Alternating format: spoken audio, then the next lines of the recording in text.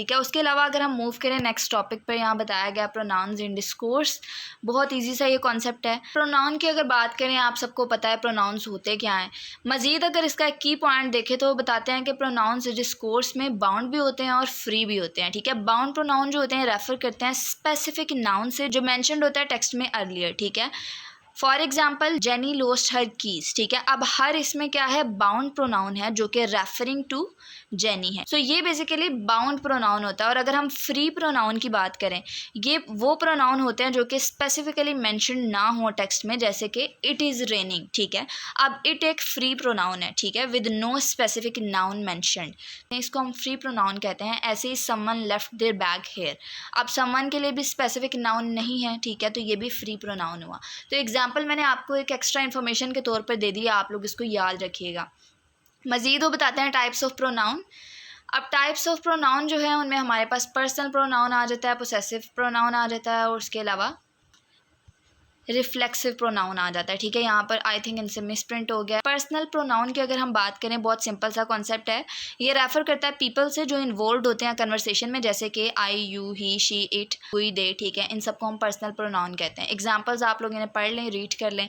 Possessive pronoun क्या होते हैं, ये इंडिकेट करता है ओनरशिप को, पोसेशन को, जैसे कि माइन, योर्स, हिज, हर। ठीक है। इसको हम पोसेसिव प्रोनाउन बोलते हैं। ठीक है। अगर हम रिफ्लेक्सिव प्रोनाउन की बात करें, ठीक है, सो ये refer back to the subject होता है इन सेंटेंस। ये तब यूज होता है जब सब्जेक्ट और ऑब्जेक्ट सेम होता है। और बेसिक से इसकी अगर हम ट्रिक देखें तो ये आखिर पर इसके सेल्फ और सेल्व्स आता है। ठीक है।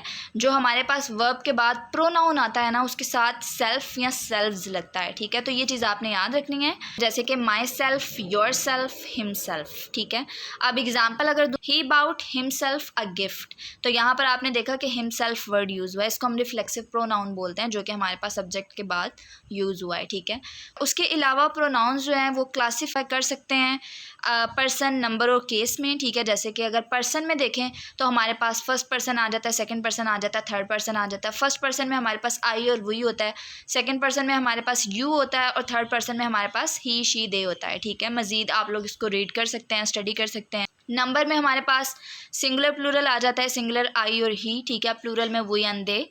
और केस में हमारे पास 3 तरह के केस होते हैं, एक सब्जेक्ट केस होता है, ऑब्जेक्ट केस होता है और पोसेसिव केस होता है। ठीक है। सब्जेक्ट केस में ऑब्वियसली आई ही होता है, और केस जो होता है वो क्या होता है, प्रोनाउन जो होता है वो ये रोल ले लेता है। लाइक आप कह रहे हैं सब्जेक्ट केस में होगा तो आई ही आ जाएगा, ऑब्जेक्ट केस में होगा तो मी, हिम आ जाएगा, और पोसेसिव केस में होगा तो माई और हिज आ जाएगा।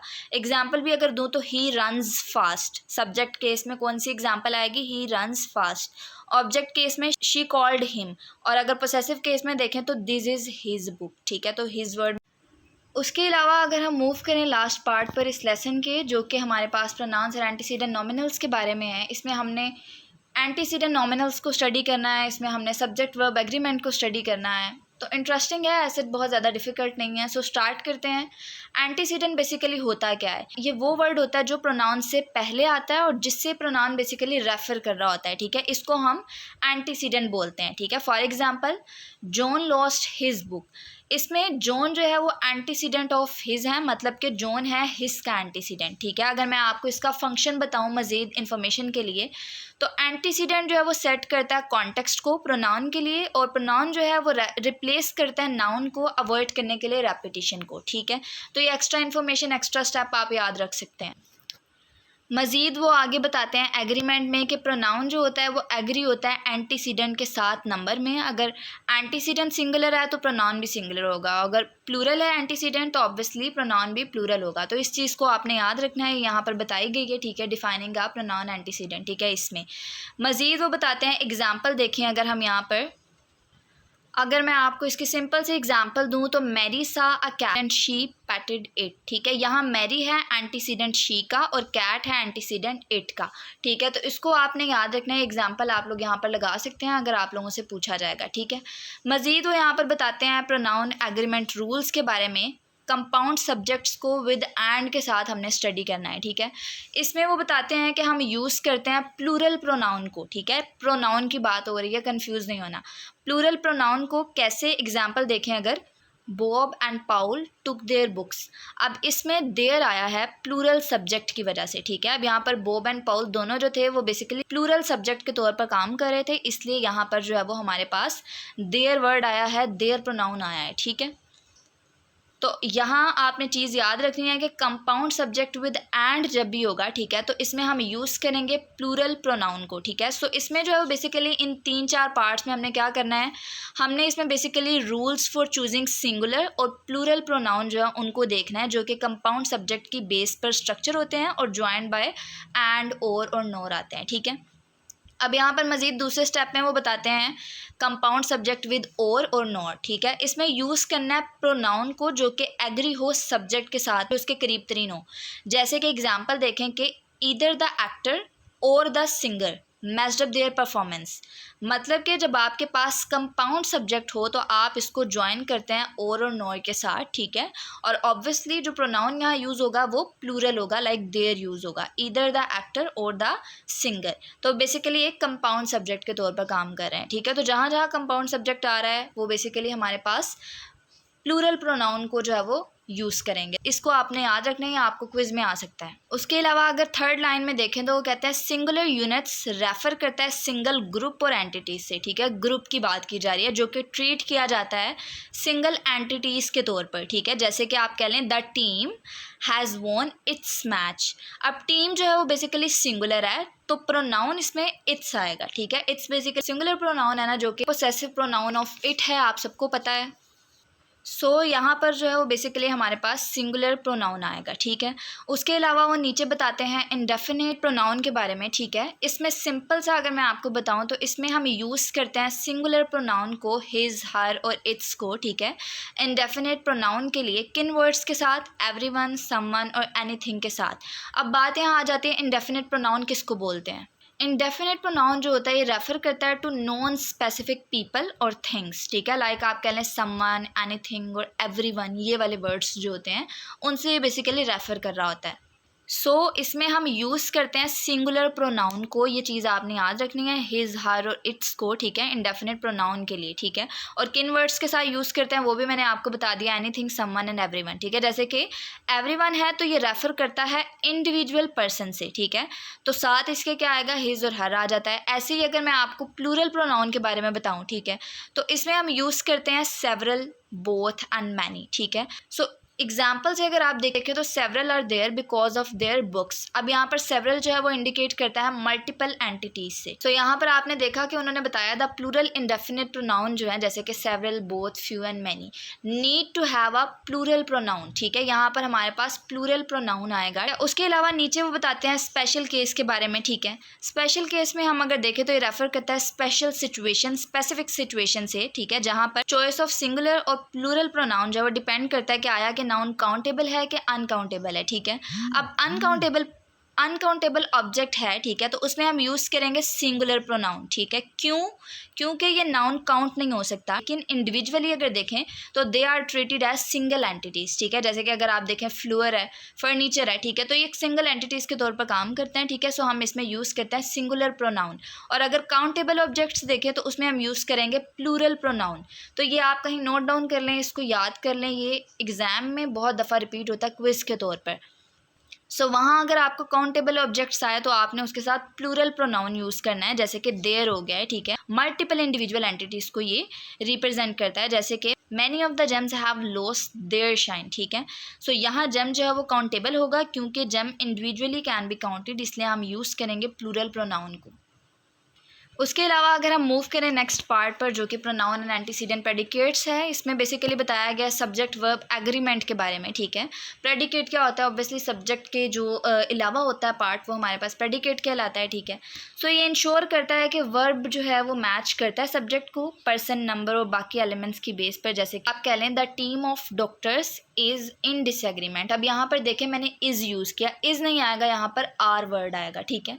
तो ये चीज़ आपने देखनी है कि क्या सब्जेक्ट वर्ब वर्ब एग्री हो रहे हैं एक दूसरे के साथ। इसी तरह द डॉग बार्क्स, और अगर यहाँ पर डॉग्स आएगा तो आगे सिर्फ बार्क आएगा, बार्क्स नहीं आएगा, ठीक है।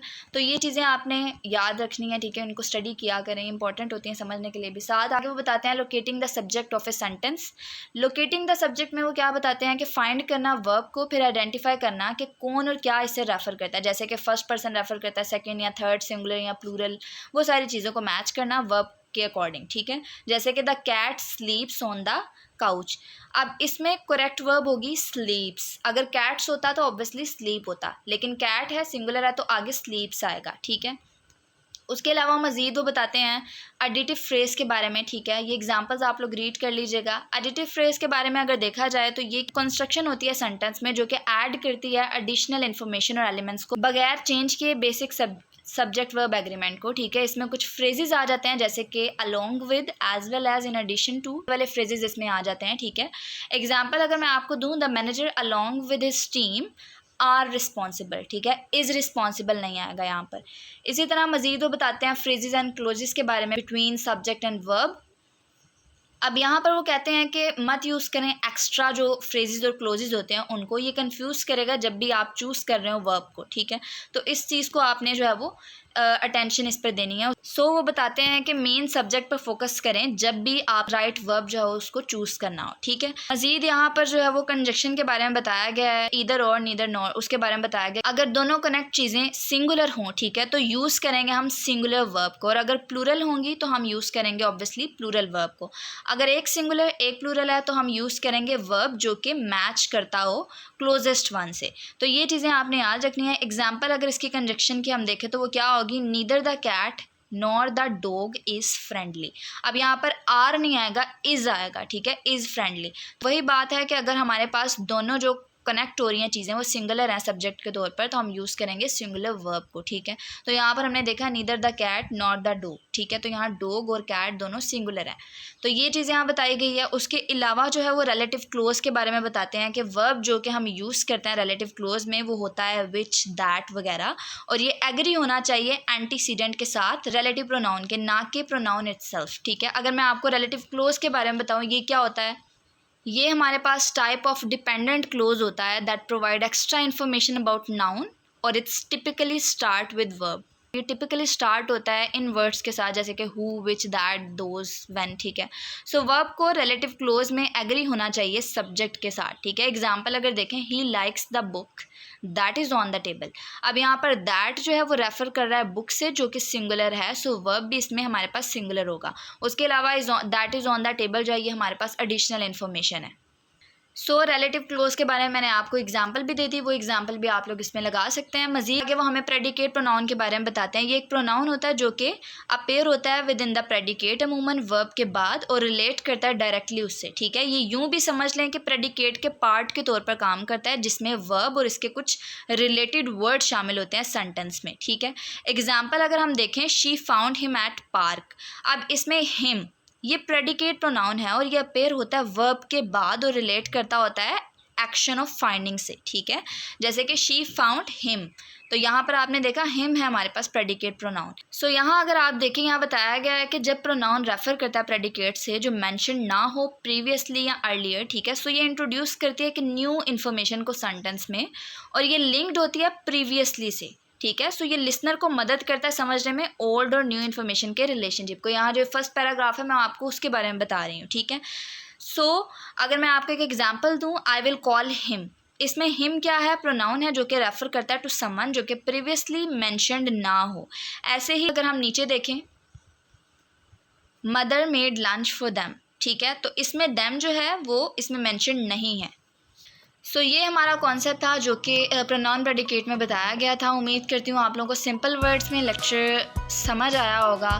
अगर लेक्चर अच्छा लगा है तो लाइक लाजमी किया करें ताकि दूसरे यूज़र्स तक भी वीडियोस जो हैं वो पहुँच सकें। मिलते हैं नेक्स्ट लेक्चर में, तब तक के लिए दीजिए इजाज़त। अल्लाह हाफिज़।